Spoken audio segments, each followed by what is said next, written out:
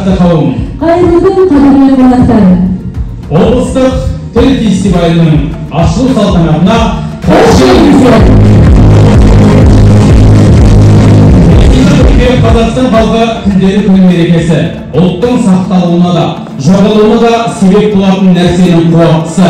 Тіл деген ұлағатты сөз қалдырған қазақ халқының тағдыры мен тіл үшін күрескен алаш арысы, ұлт ұстазы Ахмет Байтұрсынұлының туған күнімен байланысты.